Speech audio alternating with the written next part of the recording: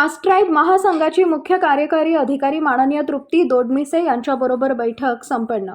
Caste tribe कर्मचारी महासंघ महाराष्ट्र राज्य व कास्ट ट्राईब जिल्हा परिषद कर्मचारी संघटना बरोबर जिल्हा परिषद सांगली मुख्य कार्यकारी अधिकारी तृप्ती दोडमिसे यांच्या अध्यक्षतेखाली मागासवर्गीय व इतर कर्मचारी अधिकारी यांच्या प्रश्नावर शासन निर्णयानुसार सेवा शर्ती, सेवा भरती, पदोन्नत्या, बदल्या, गोपनीय अहवाल या संवेदनशील बाबींवर अभ्यासपूर्वक निर्णय घेण्याच्या दृष्टीने आज बैठक पार पडली।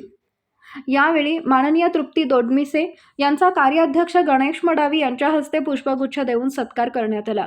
यावेळी विविध प्रश्नांवर सविस्तरपणे चर्चा झाली। यामध्ये मागासवर्गीय अनुशेषाबाबत गोपनीय अहवाल खराब कारणे आणि कालबद्ध पदोन्नती न मिळणे, अनुकंपा भरती 10, 20 आणि 30 आश्वासित प्रगती योजना, रोस्टर तपासणी, जिल्हा परिषद अंतर्गत कर्मचाऱ्यांना जिल्हा परिषद गुणवंत कर्मचारी पुरस्कार देण्यात यावा, तसेच पंचायत समिती जतकडील अनेक कर्मचाऱ्यांना गट विकास अधिकारी यांनी वेतनापासून वंचित ठेवले यांच्यावर शासन निर्णयानुसार कारवाई करण्यात यावी अशा मागणी संघटनेच्या वतीने करण्यात आली आहे। कोणत्याही कर्मचाऱ्यांवर अन्याय होऊ देणार नाही, तसेच काही वैयक्तिक प्रश्नावर स्वतः लक्ष देणार आहे असे आश्वासन तृप्ती दोडमिसे यांनी संघटनेच्या पदाधिकाऱ्यांना दिले।